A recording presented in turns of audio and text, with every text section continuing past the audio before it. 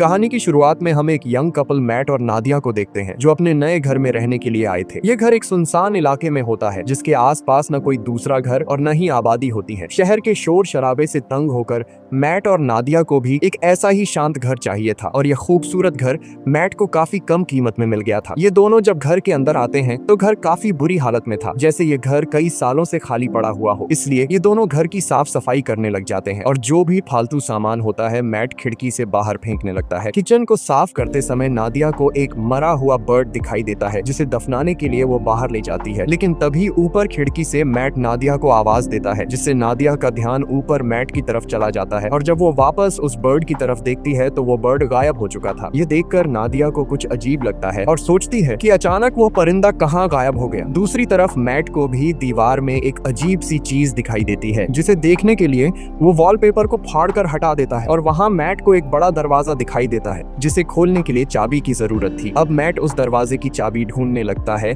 और उसे बाहर फेंकी गई कबाड़ में चाबी मिल जाती है, जिसके बाद वो चाबी को दरवाजे के होल में डालकर दरवाजा खोल देता है। यहाँ नादिया भी पहुंच जाती है। ये दोनों देखते हैं कि अंदर एक काले गहरे अंधेरे वाला कमरा है और जैसे ही ये दोनों उस कमरे के अंदर जाते हैं तभी बाहर की लाइट्स अचानक ब्लिंक करने लग जाती है। ये देखकर इन दोनों को कुछ गड़बड़ महसूस होती है और इस प्रॉब्लम को दूर करने के लिए मैट कहता है कि हमें एक इलेक्ट्रिशियन को बुलाना चाहिए। ये कहकर वो वहाँ से चला जाता है और नादिया उस रूम के पास अकेली रह जाती है। नादिया अब सोचती है कि उसे इस रूम में जाना चाहिए या फिर नहीं, लेकिन फिर नादिया को कुछ अजीब सा डर महसूस होता है, इसलिए वो भी मैट के पीछे चली जाती है। इस तरह से रात गुजर जाती है और अगले दिन नादिया एक इलेक्ट्रिशियन को कॉल करती है। कुछ देर बाद लाइट्स ब्लिंक होने की प्रॉब्लम को दूर करने के लिए एक इलेक्ट्रिशियन आता है जो कि घर की लाइट्स को चेक करते हुए नीचे बेसमेंट में पहुंच जाता है और वहां का नजारा देखकर वो हैरान रह जाता है क्योंकि पूरा का पूरा बेसमेंट बिजली के वायर्स से भरा पड़ा था और कोई भी ऐसा कोना नहीं था जहां पर वायर्स ना हो। ये वायर्स काफी पुराने जमाने की लग रही थी और इलेक्ट्रिशियन भी कहता है कि मैंने आज तक इस तरह की चीजें कभी नहीं देखी। खैर, इलेक्ट्रिशियन जैसे तैसे करके घर की लाइट चालू करके जाने लगता है और जाते समय वो मैट से कहता है कि आखिर तुमने यह घर क्यों खरीदा? इस घर के पहले मालिक का मर्डर इसी घर में हुआ था और उस दिन के बाद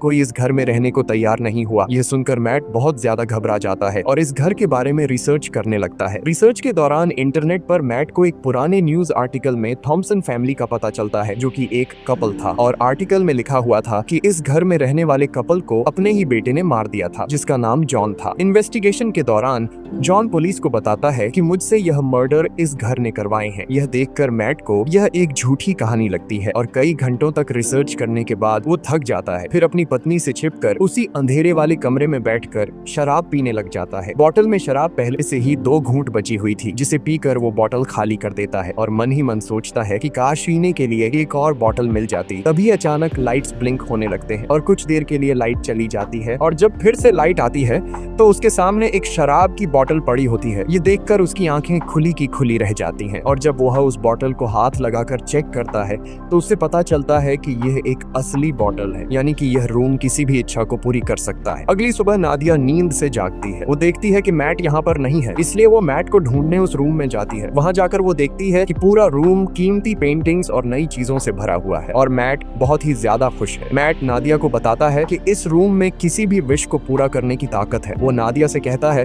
कि तुम्हें जो भी चीज चाहिए बस अपने दिल से मांगो और वो तुम्हारे सामने हाजिर हो जाएगी। ये सुनकर नादिया को मैट की बातें एक मजाक लगती हैं, इसलिए वो मैट पर हंसने लगती है, लेकिन मैट कहता है कि तुम एक बार ट्राई तो करो। तब नादिया कहती है अच्छा ठीक है, मुझे इस वक्त जॉब की जरूरत है तो मैं वो मांग लेती हूँ। तब मैट उसे समझाता है कि ये रूम जॉब नहीं दे सकता, तुम इससे कोई चीज मांगो। जिसके बाद नादिया आंखें बंद करके $1000 की विश करती है और पलक झपकते ही उनके पास $1000 आ जाते हैं। लेकिन अब भी नादिया को पूरी तरह से यकीन नहीं होता, इसलिए वो दोबारा $1 मिलियन की विश करती है और पहले की तरह इस बार भी उन्हें $1 मिलियन मिल जाते हैं। अब नादिया को भी यकीन हो जाता है कि यह रूम कोई नॉर्मल रूम नहीं बल्कि हर एक ख्वाहिश को पूरा करने वाला रूम है। और बस फिर क्या, ये लोग उस रूम से एक के बाद एक महंगी चीज मांगते हैं और वो चीज उनके सामने हाजिर हो जाती है। ये लोग महंगी wines, expensive clothes, diamond, gold, खाने पीने की चीजें और ढेर सारे पैसे इकट्ठा कर लेते हैं। ये दोनों रातों रात मिलियनेयर बन जाते हैं और खुशी खुशी उनकी जिंदगी गुजरने लगती है। रात को नादिया मैट से पूछती है कि आखिर ये रूम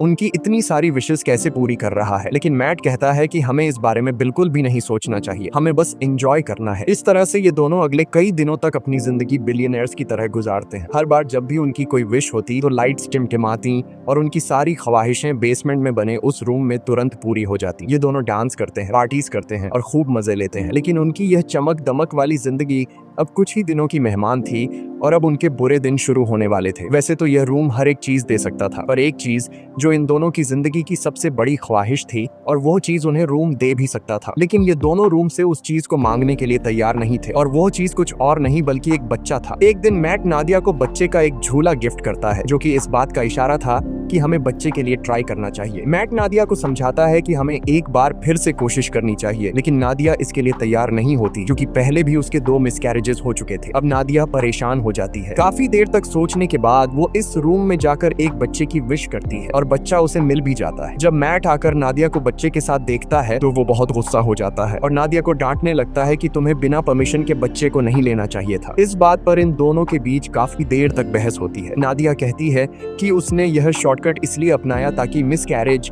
या लेबर पेन की तकलीफें उसे न झेलनी पड़े। वो कहती है कि हम दोनों इस बच्चे के साथ बहुत खुश रहेंगे, पर मैट इस बच्चे को एक्सेप्ट करने के लिए तैयार नहीं था और वो नादिया से कहता है कि तुम उस रूम में जाकर रूम से इस बच्चे को वापस लेने की विश करो। अब नादिया न चाहते हुए भी उस रूम में आती है और बच्चे को गायब करने की कोशिश करती है, पर वो ऐसा नहीं कर पाती, इसलिए वो बच्चे को मैट के हवाले कर देती है। अब गोद में बच्चे को लेकर मैट भी इमोशनल हो जाता है और वो भी उस बच्चे को गायब करने की विश नहीं कर पाता और बच्चे को वापस नादिया की गोद में डाल देता है। अब ये दोनों फैसला कर लेते हैं कि इस बच्चे को पालेंगे और इस तरह से ये दोनों एक बच्चे के पेरेंट्स भी बन जाते हैं। अब बच्चे को लेकर नादिया तो काफी खुश थी, पर मैट को इस बच्चे से बिल्कुल भी लगाव नहीं था और मैट इस रूम के बारे में और जानकारी हासिल करना चाहता था, इसलिए वो फिर से रिसर्च करने लग जाता है और उससे पता चलता है कि वो लड़का जिसने इस घर के ओनर यानी अपने माँ बाप को मार दिया था वो अभी भी जिंदा है और एक मेंटल हॉस्पिटल में जिंदगी बिता रहा है। यह जानने के बाद मैट अपने विश के जरिए मांगे गए पैसों के ढेर से कुछ पैसे अपनी पॉकेट में रखता है और जॉन से मिलने के लिए निकल पड़ता है। हॉस्पिटल पहुंचने के बाद नर्स मैट से पूछती है, क्या तुम एक रिपोर्टर हो? क्योंकि पिछले 45 सालों से जॉन के लिए कोई भी परिवार का बंदा नहीं आया। ये सुनकर मैट झूठ बोल देता है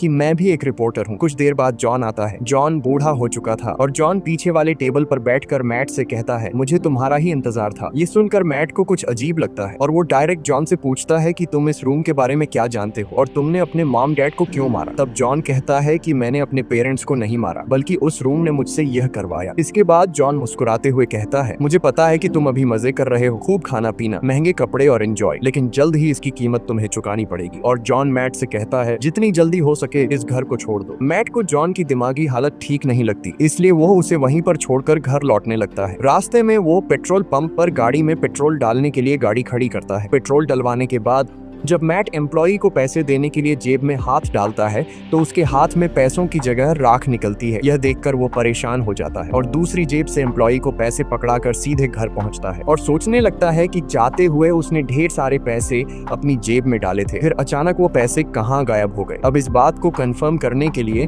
उसने रूम से विश के जरिए जो पैसे मांगे थे वो उन पैसों को उठाकर बाहर खिड़की से फेंक देता है और देखते ही देखते वो पैसे अचानक गायब हो जाते हैं। इसके बाद मैट विश के जरिए मांगी गई एक पेंटिंग को उठाकर उसका आधा हिस्सा घर के अंदर रखता है और आधा बाहर। कुछ ही देर बाद जो हिस्सा घर से बाहर था वो राख में बदल जाता है और बाकी का हिस्सा वैसा का वैसा ही रहता है। यह देखकर मैट समझ जाता है कि वो लोग इस रूम से मिली किसी भी चीज को घर के बाहर नहीं ले जा सकते, नहीं तो वो सारी चीजें राख में बदल जाएंगी। मैट अब रूम की दीवार को तोड़ने लगता है ताकि उसे पता चल सके कि आखिर इस रूम में क्या छिपा है, पर दीवारों के अंदर उलझी हुई वायर्स के अलावा और कुछ भी नहीं था। हर जगह बस वायर्स ही वायर्स थीं। दीवारों को तोड़ने के शोर से नादिया भी वहाँ पर पहुँच जाती है। नादिया बच्चे को गोद में लिए बाहर की तरफ जाने लगती है, पर मैट उसे बाहर जाने से रोक लेता है और कहता है कि बच्चे को बाहर ले जाना सेफ नहीं है। वो उसे असली वजह नहीं बता पाता, मगर खुद उसे पता चल चुका था कि जो कुछ भी उस कमरे से विश के जरिए मांगा गया है उसे यहाँ से बाहर निकालने पर वो खत्म हो जाएगा। लेकिन मैट के मना करने के बावजूद भी नादिया बच्चे को बाहर ले जाती है। बाहर ले जाते ही बच्चा जोर जोर से रोना शुरू कर देता है और उसका कलर बदलने लगता है। यह देखकर नादिया भी चिल्लाने लगती है। नादिया की आवाज सुनकर मैट दौड़कर उसके पास जाता है और दोनों को उठाकर घर के अंदर ले आता है। और अब हम देखते हैं कि वो छोटा बच्चा अब छोटा बच्चा नहीं रहा, बल्कि वो वो कुछ ही सेकंड में 8 साल का लड़का बन चुका था। यहाँ मैट नादिया को सारी सच्चाई बता देता है कि वो रूम हमारी हर विश को पूरी कर सकता है, पर हम उसकी दी हुई चीजों को घर से बाहर नहीं निकाल सकते, वरना वो चीजें पुरानी होकर राख में बदल जाएंगी। ये सुनकर नादिया को बहुत दुख होता है और अब ये दोनों डिसाइड करते हैं कि इस बच्चे को घर में ही रखेंगे, कभी भी बाहर जाने नहीं देंगे, नहीं तो वो मारा जाएगा। इस तरह से दिन गुजरते हैं। नादिया बच्चे को घर के अंदर ही सब चीजें सिखाती है। वो उसे अपना बेटा मानती है और इस बच्चे का नाम रखती है शेन। शेन बाकी बच्चों से काफी अलग था। वो किसी की भी बात नहीं मानता और न ही उस पर किसी बात का असर पड़ता। उसकी हरकतें बिल्कुल भी बच्चों जैसी नहीं थी। खाने के दौरान वो बर्फ खाया करता था, लेकिन इन सब हरकतों के बावजूद भी नादिया शेन से बहुत ज्यादा प्यार करती थी। नादिया शेन को समझाती है कि वो घर के बाहर नहीं जा सकता क्योंकि बाहर खतरनाक लोग हैं जो उसे मार देंगे। ये सुनकर शेन बहुत मायूस हो जाता है और घर के अंदर कभी खिड़की तो कभी दरवाजे से बाहर की दुनिया देखता है। नादिया जब भी घर से बाहर निकलती या फिर घर के अंदर आती, तब वो दरवाजे में ताला लगा दिया करती ताकि शेन घर से बाहर ना निकल सके। एक दिन जब शेन घर में स्नो ग्लोब से खेल रहा था, तभी वहाँ पर मैट आता है। अब क्योंकि मैट को शेन से बिल्कुल भी लगाव नहीं था, इसलिए वो शेन को डांटता है कि तुम्हें यहाँ पर नहीं खेलना चाहिए। डर के मारे शेन के हाथ से स्नो ग्लोब नीचे गिरकर टूट जाता है। शेन को मैट के इस बर्ताव से बहुत दुख होता है। रात को शेन उन दोनों के कमरे के पास जाकर चुपके से नादिया और मैट की बातें सुनने लगता है। वो दोनों उस रूम के बारे में बातें करते हैं। ये सुनकर शेन को शक होने लगता है कि जरूर उस रूम में कुछ ऐसा है जिससे मैं अनजान हूँ। वो सोचता है कि पता नहीं यह दोनों मुझे क्यों घर से बाहर नहीं जाने देते और उस रूम से दूर रहने को कहते हैं। इसलिए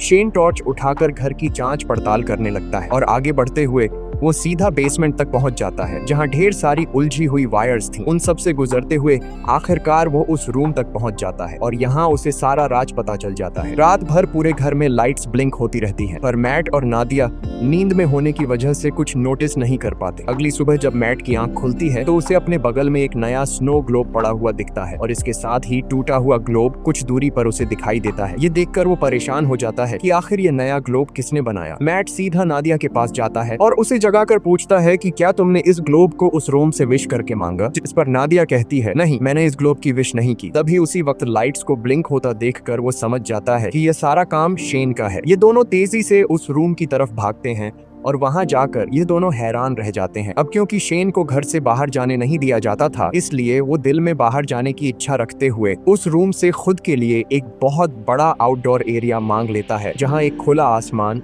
और बड़ा जंगल था और शेन मजे से वहां खेल रहा था। नादिया अपने बेटे की बनाई हुई दुनिया को देखकर खुश होती है और उसके साथ खेलने लगती है, लेकिन मैट शेन के इस काम से बिल्कुल भी खुश नहीं था, क्योंकि उसे डर था कि कहीं वह उस रूम से बंदूक या फिर कुछ गलत चीज न मांग ले जिससे उनकी जान खतरे में पड़ जाए। इसलिए वो शेन को हाथ से पकड़कर वापस घर के अंदर ले आता है। अब मैट उस रूम की चाबी अपने पास संभाल कर शेन को उस रूम में जाने से मना करता है, लेकिन नादिया मैट को ऐसा करने से रोकती है। वो कहती है कि हम पहले ही शेन को घर से बाहर जाने नहीं देते। अब बेचारे ने खुद के लिए एक अलग आउटडोर बना लिया है, इसलिए हमें उसे वहां जाने से नहीं रोकना चाहिए और वहां उसकी जान को भी खतरा नहीं है। पर मैट नादिया की बात नहीं सुनता और कहता है कि शेन अभी ना समझ है, मुझे डर है कि कहीं वो गलती से उस रूम से कुछ ऐसी चीज न मांग ले जिससे हम दोनों खतरे में पड़ जाएं। तभी फोन की घंटी बजती है और परमिशन न होने के बावजूद शेन फोन उठा लेता है, लेकिन जल्दी ही मैट उससे फोन छीन कर खुद बात करने लगता है। दूसरी तरफ कॉल पर जॉन था, जिसने शेन की आवाज सुनकर समझ लिया कि मैट ने उस रूम से एक बच्चा मांग लिया है। अब मैट भी उससे कोई बात नहीं छिपाता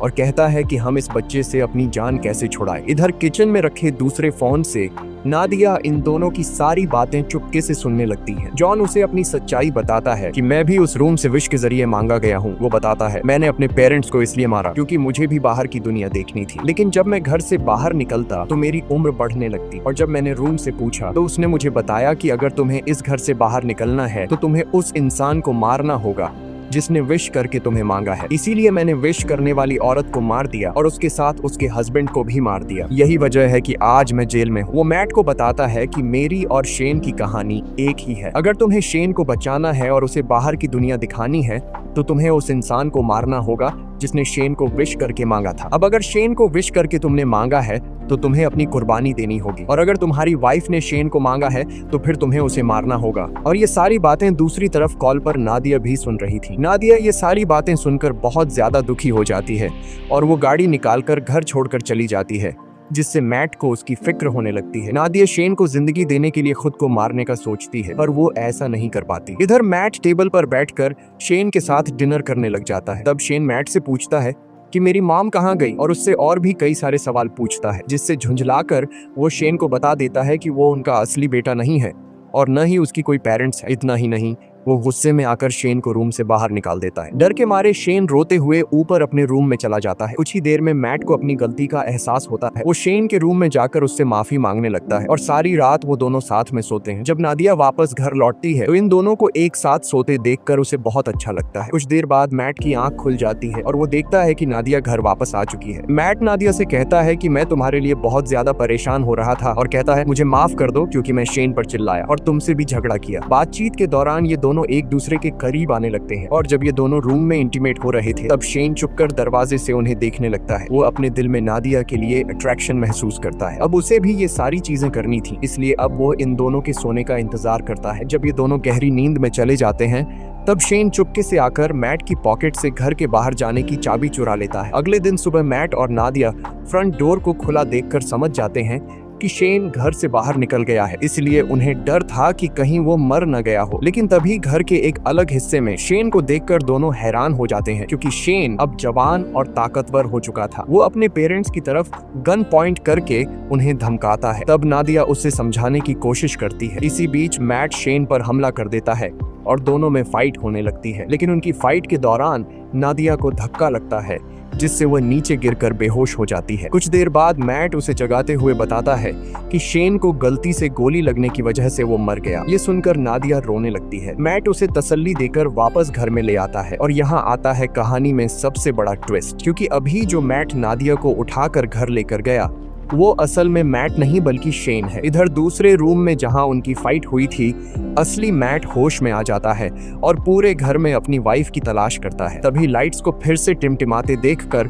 वो उस रूम की तरफ जाता है, पर वहां भी उसकी वाइफ नादिया मौजूद नहीं थी। इधर नादिया को बिल्कुल भी खबर नहीं थी कि इसके साथ बैठा हुआ आदमी मैट नहीं बल्कि शेन है। लेकिन नादिया को भी मैट में कुछ बदलाव नजर आता है और जल्द ही उसकी बर्फ खाने की आदत से नादिया को पता चल जाता है कि ये मैट नहीं बल्कि शेन है, जिसने रूम से विश करके अपने आप को मैट का रूप दे दिया है। दूसरी तरफ असली मैट समझ जाता है कि वो अकेला इस घर में फंसा है। शेन ने उसकी वाइफ को इस घर से किसी दूसरे घर में विश के जरिए शिफ्ट कर लिया है। अब वो इस घर से बाहर निकलने के लिए पूरी ताकत लगाकर दीवार को तोड़ने लगता है और आखिर सारे वायर्स को पार करके वह उस रूम तक पहुंच जाता है, जो कि अब एक जंगल था जहां ढेर सारे ऊंचे ऊंचे पेड़ थे। वहां जाकर मैट को पता चलता है कि शेन ने रूम का यूज करके इस जगह को काफी बड़ा कर लिया था और वहां शेन ने उन्हीं की तरह एक डुप्लीकेट घर भी बना लिया था। वो यह भी समझ चुका था कि शेन ने उसका रूप नादिया को किडनैप करके इस डुप्लीकेट घर में रखने और अकेले में उसके साथ फिजिकल होने के लिए किया था। ये ख्याल आते ही अपनी बीवी को वापस पाने के लिए मैट उस जंगल में दौड़ते हुए फाइनली उस डुप्लीकेट घर के अंदर पहुंच जाता है, जहां शेन नादिया के साथ जबरदस्ती करने की कोशिश कर रहा होता है। मैट को अंदर आते देखकर शेन फिर से लड़ाई के लिए तैयार हो जाता है। अब यहाँ नादिया भी पहचान नहीं पाती कि असली मैट कौन सा है, क्योंकि वो दोनों बिल्कुल सेम टू सेम थे। और यहाँ ये दोनों नादिया से कहते हैं कि मेरे साथ चलो। अब नादिया समझदारी से काम लेते हुए शेन का नाम लेती है, जिसे सुनते ही शेन उसकी तरफ देख लेता है और नादिया को समझ आ जाता है कि यह शेन है। जिसके बाद वो शेन को धक्का देकर नीचे गिरा देती है। जमीन पर गिरते ही वो अपने असली रूप में आ जाता है। उधर मैट और नादिया रूम से बाहर निकलने की कोशिश करते हैं पर निकल नहीं पाते, क्योंकि शेन ने रूम से उनके इसी घर में फंसे रहने की विश मांगी हुई थी। लाख कोशिशों के बाद भी जब वो लोग घर से नहीं निकल पाते तो मैट रुक जाता है और वहां से निकलने का कोई तरीका सोचने लगता है। यहाँ मैट होशियारी से एक ऐसी विश करता है कि हम दोनों का नया रूप इस घर के अंदर ही रहे और हमारा असली रूप इस घर से बाहर चला जाए। तभी अचानक वहां पर शेन भी आ जाता है